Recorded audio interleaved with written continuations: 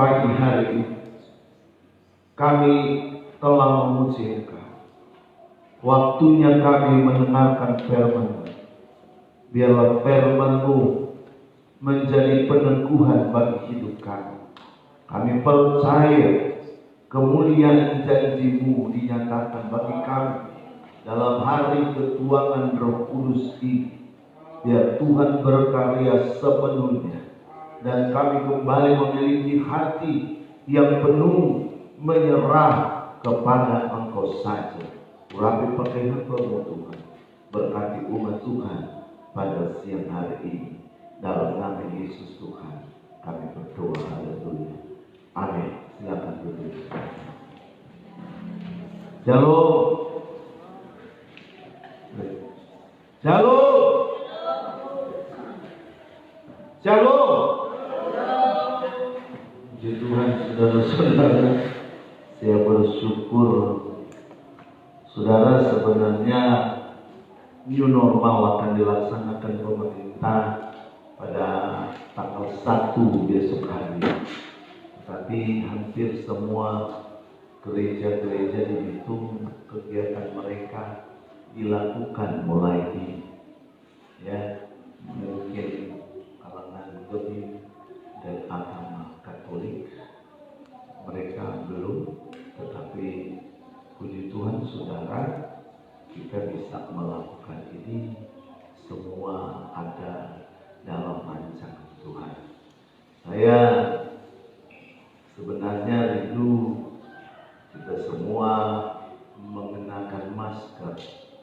Ya, di depan sana ada masker saudara, yang waktu mereka bawa bahan ternyata masker dari Golkar. Lalu mereka bawa juga. Saya ambil saudara, yang penting itu bukan pilihan, ya, tetapi itu hanya sebagai alat. Jadi kalau belum Anda boleh ambil satu di kursi sana, di bagian depan sebelah belakang sana. Kita bersyukur karena Tuhan itu Allah yang baik, yang memberikan peneguhan bagi kita untuk berjalan dalam rancangan Tuhan. Betapa penting saudara-saudaraku, saudara-saudara diumumkan, dicorong-corong di kota ini bahwa hari ini adalah perayaan ketuanan Roh Kudus. Bahkan ada gereja bukan hanya satu kali melakukan perayaan, tetapi 2 kali saudara. Ya, mereka lakukan ini pertama di hari yang pertama, di hari ketuanan. Tetapi muncul pertanyaan bagi kita, apakah itu kita alami atau tidak dalam hidup kita? Dalam ibadah-ibadah sepanjang beberapa waktu ini, saudara-saudara, saya berkata kepada Tuhan, Tuhan, biar saya mendengar ada pengalaman dari hamba-hamba Tuhan yang melayani umat Tuhan, mengalami luar biasa. Pada hari Minggu kemarin setelah saya pulang melayani di daerah Perum Seribu saudara, di Sakrat paling jauh sana, saudara-saudara yang diberkati oleh Tuhan, saya mendengar pelayanan di keluarga Angkoran itu ada perbedaan dari biasa. Sampai anak-anak kecil mengalami sesuatu. Dan saya percaya, saya katakan kepada istri saya, ini adalah awal yang baik. Supaya benar-benar kita mengalami bukan hanya sekedar perayaan. Dan kalau kita alami saudara, jaga terus itu, supaya itu tetap datang dan datang. Saya berharap satu waktu saya melihat cuma menari di hadirat Allah, dan itu sementara Tuhan buktikan hari-hari ini. Sebab itu saudara, dalam perayaan ketuanan Roh Kudus ini, saya tidak bicara banyak tentang saudara-saudara bagaimana orang-orang yang hidup dalam kepenuhan Roh Kudus, bagaimana keadaan orang-orang yang mengalami Kristus di dalam hidup dan berbahasa roh ataupun berbicara dengan bahasa-bahasa yang baru yang Tuhan taruh dalam hidupnya. Tetapi saya sementara berbicara kepada saudara bagaimana menjadi pribadi yang dipenuhi dengan kuasa Roh Kudus. Ya, kalau kita menjadi pribadi yang dipenuhi oleh kuasa Roh Kudus, maka kita akan mengalami sesuatu. Kedatangan kita bukan hanya sekedar kita datang ibadah, tetapi pengalaman yang baru terjadi dalam hidup kita, saudara. Mari kita buka dalam Yohanes pasal yang terakhir, saudara.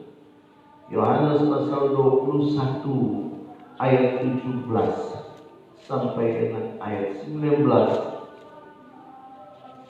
Yohanes pasal 21 ayat 17 sampai ayat 19.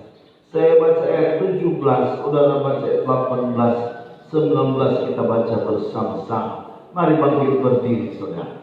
Mari semua kita berdiri. Yohanes 21 ayat 17 sampai dengan ayat 19.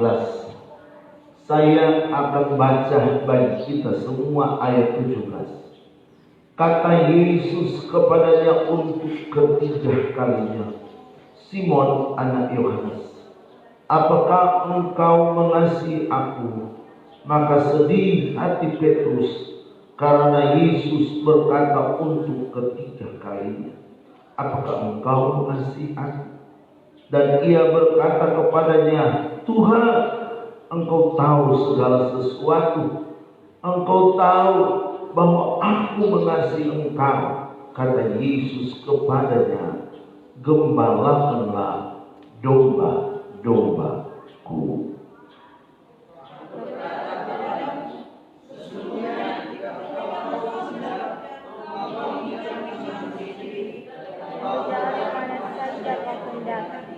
Tetapi bila engkau sudah menjadi tua, engkau akan menundukkan tanganmu, dan orang lain akan mengikat engkau dan membawa engkau ke tempat yang tidak kau kehendaki.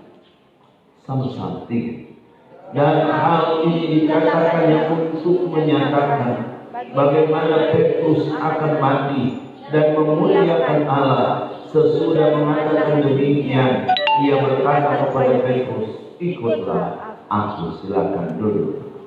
Bapak Ibu Saudara yang diberkati oleh Tuhan, pengalaman-pengalaman yang indah orang percaya di dalam mengiring dan melayani Tuhan menunjukkan kepada kita bahwa Allah memiliki kerinduan yang tersendiri bagi hidup kita untuk mengalami Dia dalam hidup, dan kita terus ada dalam kehendak kasih Allah itu sendiri di dalam Yesus Kristus. Kita membaca ayat yang ke-17 sampai ayat yang ke-19 adalah sebuah atau satu pembuktian keinginan dari Yesus terhadap murid-muridnya, terhadap orang percaya. Kakak atau terhadap orang percaya, terhadap saya dan saudara pada saat ini, bahwa Allah memiliki rencana yang besar bagi kehidupan kita. 3 kali Yesus bertanya, kalau kita baca dari ayat 15, kita akan temukan bagaimana Yesus memberikan jawab pertanyaan-pertanyaan kepada Petrus. Dan sampai kali yang ketiga Petrus menjawab. Tetapi akhirnya saudara, pada kali yang ketiga Petrus bilang, Tuhan, kenapa begini? Apakah Tuhan tidak tahu bahwa aku mengasihi Tuhan? Dan dengar, Petrus tidak dipanggil Petrus oleh Yesus. Dia dipanggil Dia dipanggil Simon. Yesus sementara menyatakan kepada Petrus bahwa dia sementara menjadi Simon. Kenapa? Bukti dia memberikan pernyataan sebelum Yesus mati, saudara, bahwa sekalipun semua lari kocar kacir, tetapi dia tidak. Tetapi pada buktinya dia mengenyangkan Yesus dengan kokokan ayam yang menunjukkan siapa dia. Selanjutnya saudara, pernah sebelum Yesus masuk dalam kematian, pada waktu Yesus datang berjalan di atas air, mereka berkata, itu guru, itu Yesus. Simon bilang, jika benar engkau guru, jika benar engkau Yesus, panggil aku berjalan di atas air. Apa yang terjadi? Yesus katakan, mari berjalan. Pada waktu berjalan, keraguan kebimbangan menguasai hidupnya. Dia tidak melihat Yesus, yang dia lihat adalah ombak. Akhirnya dia hampir tenggelam dan berteriak. Ini Yesus sementara menunjukkan kepada Petrus, engkau Simon, engkau alam-alam, engkau tidak berguna, sebaiknya engkau dipotong dan dibakar. Kenapa? Karena hakikat hidup dari Petrus, dia tidak memiliki prinsip yang teguh. Dia tidak memiliki kemampuan untuk berdiri dalam rancangan Allah. Yesus pernah berkata, di atas batu karang inilah aku akan mendirikan umat. Tetapi Petrus adalah seorang alam-alam. Petrus adalah Simon tanpa ketetapan hati. Apa yang terjadi, saudara? Akhirnya pada ayat yang terakhir, Yesus berkata kepada dia, ikutlah denganku, ikutlah aku. Yesus kembali ingin membawa Petrus untuk melihat Tuhan tidak pernah berhenti dengan Petrus. Tuhan punya tujuan dengan Petrus. Tuhan punya rencana dengan Petrus. Bagaimana dengan hidup kita? Pernahkah kita berhenti sejenak untuk berdiam oleh karena kegagalan kita, oleh karena kecapean kita, oleh karena kelelahan kita, oleh karena kesibukan kita, oleh karena sakit penyakit kita, dan kita melupakan Tuhan? Mari kita lihat dalam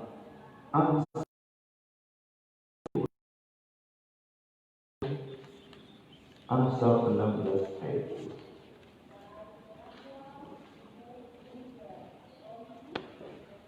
Amsal 16 ayat 2. Ya. Segala jalan orang adalah bersih menurut pandangannya sendiri. Segala jalan orang adalah bersih menurut pandangannya sendiri. Tetapi Tuhanlah yang menguji hati. Tetapi Tuhanlah yang menguji hati. Saudara-saudara, dari ayat ini kita temukan bahwa Tuhan tidak pernah membiarkan kita, walaupun banyak kali kita berjalan sesuai dengan pandangan kita.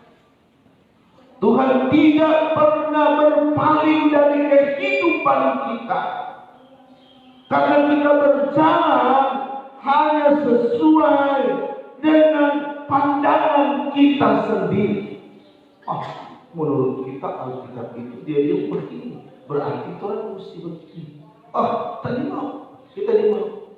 Pokoknya Alkitab bilang kita jalan tanpa membiarkan Roh Kudus berkata, tanpa membiarkan atau dia berdoa, Tuhan beri Roh Kudus untuk membuka rahasia firman bagiku. Saudara, kalau kita baca Alkitab jangan langsung kita plek. Jangan. Dia. Tapi kita biarkan Tuhan berkarya dalam kehidupan kita. Ya. Tadi malam saya baca-baca.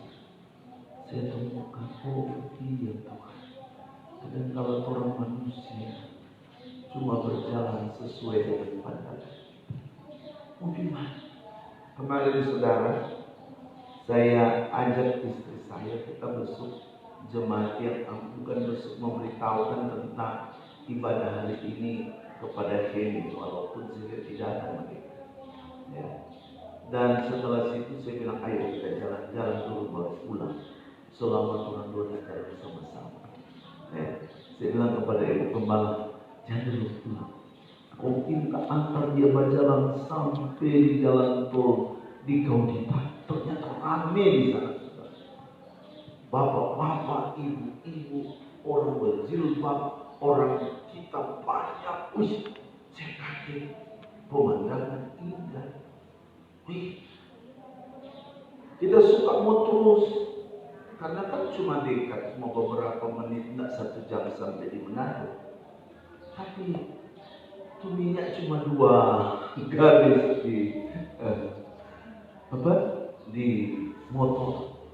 Aduh, saya bilang sudah, nanti orang lanjutkan di sini ya dulu. Allah ingat sekali sudah. Banyak pendeta-pendeta bilang begini. Pak pendeta, di kawinan itu ada keindahan yang orang tidak tahu. Coba pilih. Orang satu tak percaya. Di mana turun bilang ada air panas di jalan tol? Di kawinan apakah lewat lagi atau bagaimana? Saya belum tahu karena sekarang belum lihat kemana. Setelah di situ saya bilang balik orang mana? Apa tuh minyak? Duh, dagangan kita. Sehingga dulu isi minyak saya full. Setelah pas ada bensin, isi bensin supaya murah meriah. Isi bensin, setelah itu balik. Saya ajak ibu gemal jalan tol di SMP 12 lewat dari Perum Pringkosan. Air terus, musik terus saudara, cuma kita pikir mau turun dia begini. Kerikil. Saya takut ya, karena rem belakang sudah tahu makan. Nanti jadi bagaimana nanti kalau ibu gembala ini dia cuma tahu naik motor, mau kiri mau kanan oke. Ya. Saudara-saudara, saya menemukan sesuatu dalam perjalanan kami, sehingga saya mengangkat apa yang dikatakan oleh Yohanes dalam kutipan dalam kitab Amsal tadi. Segala jalan orang adalah bersih hanya menurut pandangannya sendiri. Saudara, Alkitab bilang dalam perjanjian baru, kebenaran manusia seperti kain lara. Kain lara itu artinya kain teracu. Kain lara itu kain yang sangat kotor. Itu kebenaran manusia. Tidak berfaedah sama sekali. Tidak berguna sama sekali. Kita tidak menemukan kebenaran yang nyata, yang dapat dibuktikan lewat pemahaman yang benar terhadap janji dan kemuliaan. Biar kita belajar untuk menanggalkan kebenaran dalam konsep pandangan kita sendiri dan membiarkan Tuhan menuntun kita. Jangan Tuhan datang dan memanggil kita awal-awal, saudara. Jangan Tuhan datang dan bertanya kita dalam kondisi, dalam keadaan yang seperti tidak kita kehendaki. Kita harus belajar bersyukur kepada Tuhan. Kita harus tahu menemukan kehendak dan rencana Allah dalam kehidupan kita. Jika demikian saudara, kita akan dapati hal-hal yang dikehendaki oleh Allah. Mari kita lihat Yosua Ulangan pasal 1 ayat 34 sampai 36. Tolong baca ya. Ulangan pasal 1 ayat 34 sampai 36. Ulangan pasal 1 ayat 34 sampai 36. Iya. Riwayat hukuman atas Israel. Ketika Tuhan mendengar gerutumu itu, ia menjadi murka dan bersumpah, tidak seorang pun dari orang-orang ini, angkatan yang jahat ini, akan melihat negeri yang baik yang dengan sumpah kujanjikan untuk memberikannya kepada nenek moyangmu. Ayat 36. Kecuali Kaleb bin Yefune. Dialah yang akan melihat negeri itu, dan kepadanya dan kepada anak-anaknya akan kuberikan negeri yang dijanjikannya itu, karena dengan penuh hati ia mengikuti. Belum baca karena bagian akhir. Karena dengan sepenuh hati ia mengikuti Tuhan. Karena dengan sepenuh hati ia mengikuti Tuhan. Orang yang melepaskan pandangannya sendiri. Orang yang disebut Petrus atau Petra, saudara-saudara, yang berarti batu karang, adalah orang yang memiliki hati yang penuh kepada Tuhan. Orang yang memiliki hati yang penuh kepada Tuhan adalah orang yang berjalan dalam tuntunan kuasa Roh Kudus. Hanya orang yang berjalan dalam tuntunan kuasa Roh Kudus akan memiliki hati yang penuh kepada Tuhan. Kita tidak akan menemukan hati yang penuh kepada Tuhan jika kita tidak berjalan dalam tuntunan kuasa Roh Kudus. Saudara, hari ini orang merayakan, orang gemahkan tentang ketuanan Roh Kudus. Orang buktikan, tetapi mereka tidak pernah alami atau pembuktian nyata dalam hidup mereka. Mereka tidak pernah nikmati, mereka sekedar rasakan, tetapi menikmati dalam hidup mereka tidak pernah temukan. Jangan sampai kita seperti itu. Tetapi biarlah kita memiliki hati yang penuh kepada Tuhan. Kaleb adalah generasi yang lewat, tetapi dia boleh masuk tanah Kanaan. Dia dan keturunannya bersama Yosua. Alkitab bilang karena dia memiliki hati yang penuh kepada Tuhan, memiliki sepenuh hati. Dan saudara, kalau gelas ini full, pasti kita buang-buang. Itu disebut penuh. Nah, orang yang hidupnya dituntun oleh Roh Kudus adalah orang yang hidup dalam kepenuhan Allah. Orang yang hidup dalam kepenuhan Allah adalah orang yang selalu mengalami pertemuan yang intim dengan Allah. Baik lewat doa, baik lewat pujian, baik lewat penyembahannya kepada Tuhan. Diotokan, dimotokan, dia akan menyembah. Dia akan memuliakan Tuhan. Dia akan meninggikan Tuhan. Dia akan membiarkan Allah berkarya sepenuhnya dalam hidup kita. Jadi kalau saya tidak say kepada Natal ganti, oh dia tidak mau ganti sudah. Ya saya, Tuhan, ini masih tahap-tahap pembelajaran. Jadi saya sebagai pemimpin harus tahu semua bagaimana mengantisipasi keadaan ini. Saya tidak pernah berpikir kita akan masuk. Saya masih teringat penglihatan daripada Ibu Evi tentang kita. Dan ini ada pakar kuasa Roh Kudus. Itu saya beriman sampai saat ini dan selalu. Saya tidak pernah takut. Tetapi jika pemerintah datang, saya harus memberi jawab. Makanya tidak lagi ada aturan gereja. Oh, coba ini. So selalu lagi orang mau tambah tuh kursi-kursi lain. Pikir biar dia beli tanpa beli orang ada di rumah. Tuhan tidak. Ini belum datang sama. Saudara-saudara mengalami Tuhan itu. Kita harus memiliki hati yang penuh. Kita lihat saudara-saudara Kaleb, dia diizinkan masuk ke tanah Kanaan. Bahkan dalam usia yang tua dia minta kepada Yosua pada masa kepemimpinan Yosua, berikan dia sebidang tanah yang telah dijanjikan Allah kepada dia. Dia berkata dalam usianya yang telah tua, dia masih rasakan seperti umur 40 tahun. Biasa saudara. Pada masa 40 tahun kekuatannya masih kuat. Ya. Dia bilang kepada Yosua, berikan itu. Dan akhirnya Yosua berikan tanah.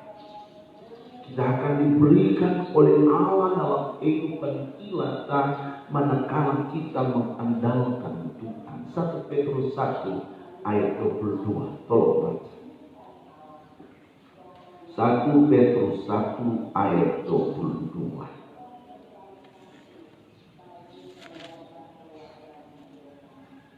Ya, ayo silakan.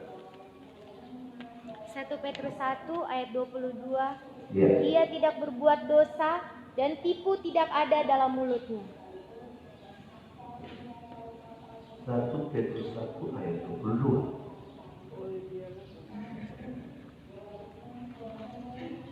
1 Petrus 1 ayat 22. Karena kamu telah menyucikan dirimu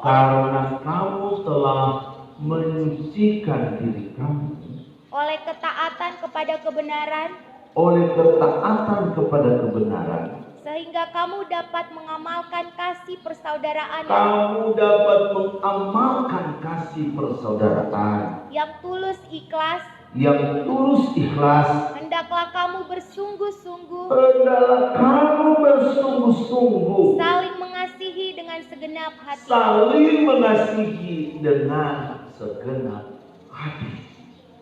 Mari ada tanda di sini. Mari. Ini masih kosong. Oh, iya.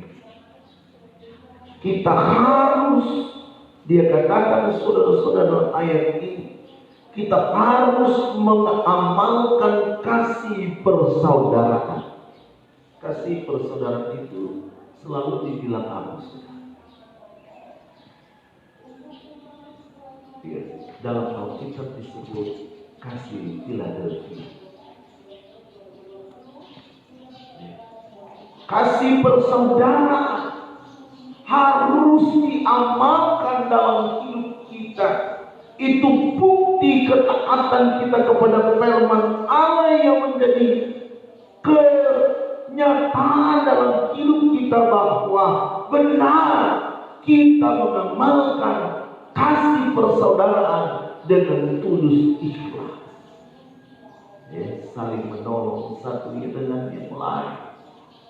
Saya sedang waktu Pak Markus, dia sudah istirahat tidak bawa mobil lagi. Pada malam hari, saya lupa lihat itu ya. Saya telepon, Bro, tolong datang ambil akan tuh kelompok di sana bahan-bahan ini. Karena saya pikir kalau saya mau bawa satu-satu, dia kecapean luar biasa. Ya, baru saja mau saya tinggal di sini, saudara, itu sayur-sayur. Ibu Gembala, Misty, Natalia, protes, bobo untuk story, saudara. Karena banyak sayur satu malam. Ada telepon, aduh lupa, orang-orang lupa datang. Biasanya orang datang, ini lupa semua. Jadi Tuhan ada Jun, jadi Jun bilang, mau kita bawa di sini.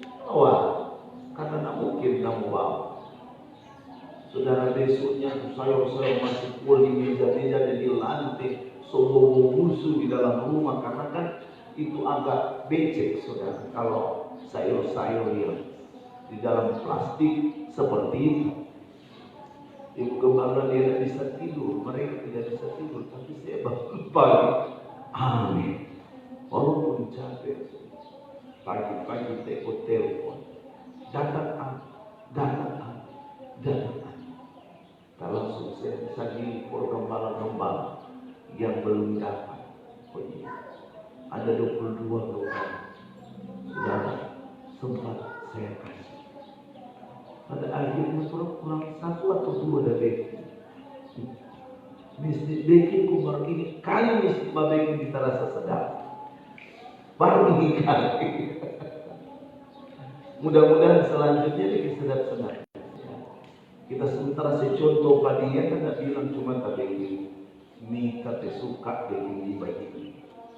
So campur sayur, kita rencana mau pakai kangkung, taruh di sayur, taruh di super mie itu kangkung. Nah, kita mesti contoh-contoh ini supaya berikutnya saya tahu kami kotek begini dia boleh. Tidak perlu diajarin, dilihat saja begini. Orang ini, kalau hati kita penuh kepada Tuhan, kita akan melakukan yang terbaik untuk Tuhan. Buktinya kita mengamalkan kasih persaudaraan. Kasih persaudaraan yang kita amalkan bukan sekedar kita amalkan, tetapi ada catatan tulus dan ikhlas. Ada orang selalu jabatan. Habis jabat tangan dia taruh di hati.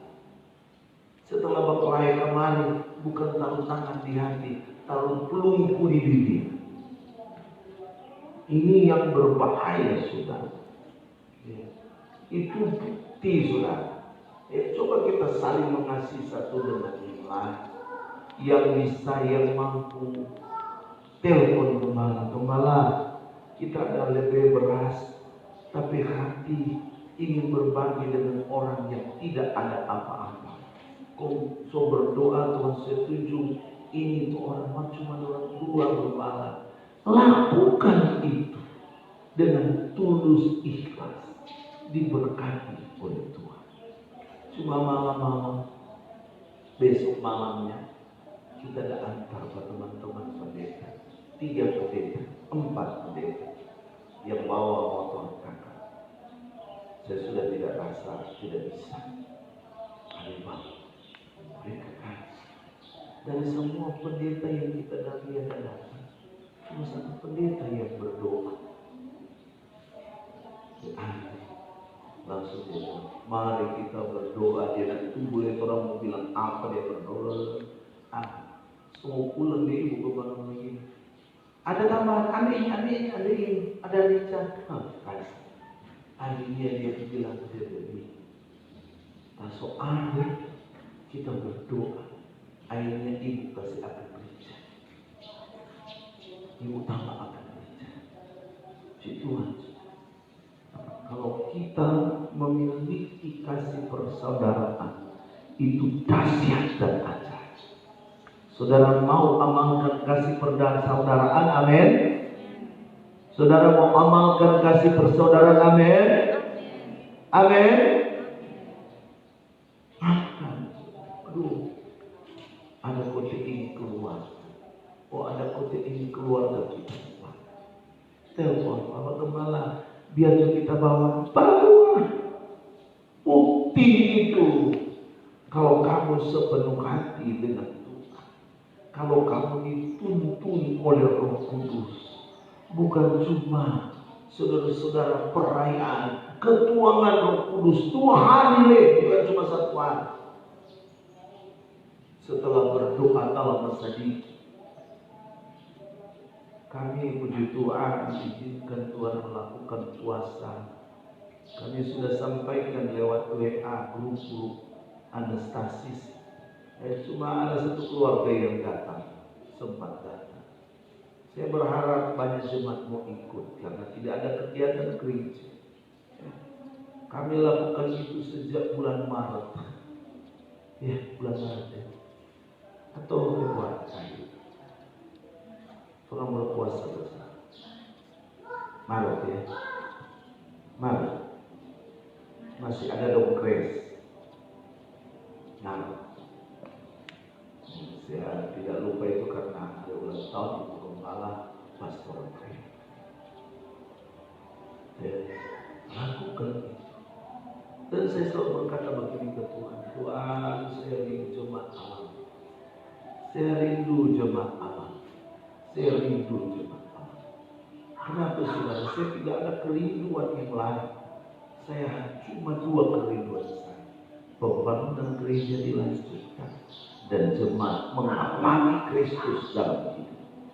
Bukan sekedar pengetahuan, tetapi pengalaman di hadirat Allah yang menjadi peneguhan bagi kita. Sebab itu saudara, amalkan kasih persaudaraan dengan tulus ikhlas, sambil engkau bersungguh-sungguh mengasihi dengan segenap hati kepada sesama. Engkau tidak menganggap jemaat yang ada dalam gereja ini orang lain lagi. Tidak.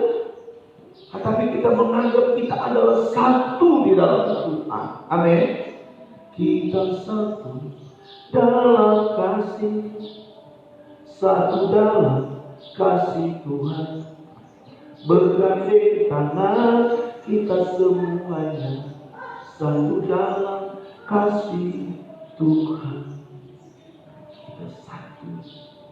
Ini adalah bukti nyata bagi kehidupan kita, agar supaya kita benar-benar mengandalkan kasih Tuhan dan suka memperhatikan dan saling mendorong satu dengan yang lain, supaya kita dinyatakan oleh Tuhan adalah orang-orang yang layak mengikuti Tuhan.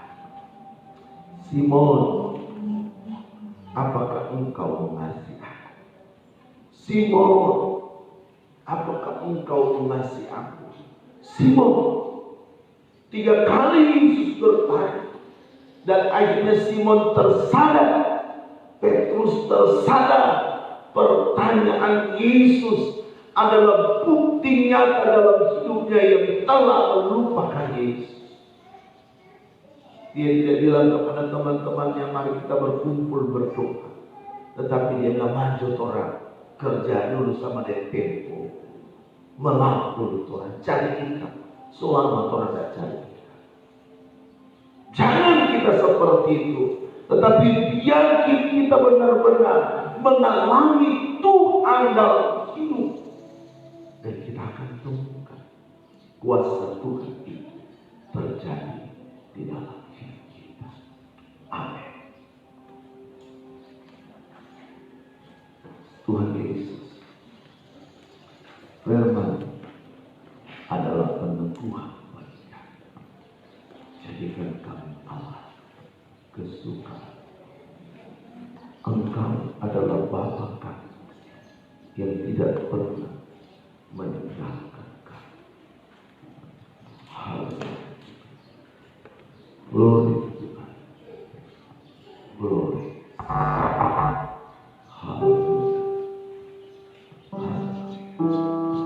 Mari kita bangkit berdiri.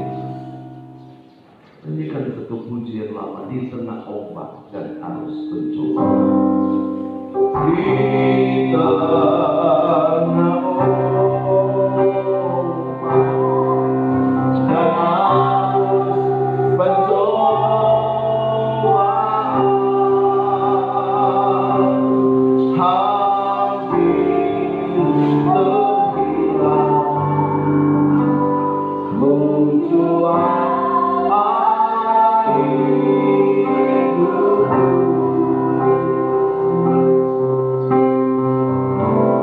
bagai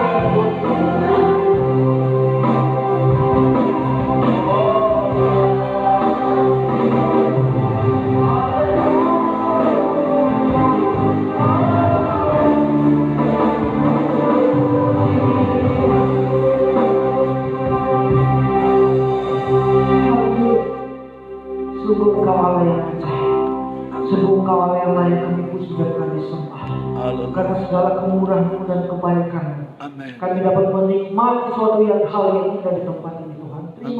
Terima kasih. Kalau kami bisa menikmati hadirat-Mu di tempat ini, semua adalah Tuhan. Dan terima kasih ya Tuhan. Biarlah apa yang kami perbuat pada hari Tuhan. Pada hari-hari berikutnya dalam segala Haleluya. Biarlah kami bisa melihat kuasa-Mu di tempat ini. Kuasa-Mu bekerja bagi seluruh jemaat Tuhan seperti ini. Dan biarlah kami menerima apa yang sedang kami tinggalkan. Kami akan karena Roh Kudus selalu nyata yang kami terima kasih buat apa yang kami sudah berbicara cara kami pada hari ini. Kau memberkati berikan kekuatan iman dengan kuasa Roh-Mu yang bisa terus bekerja sampai sekarang. Aku percaya Roh Kudus bekerja dalam kehidupan kami. Berikan kekuatan kesehatan yang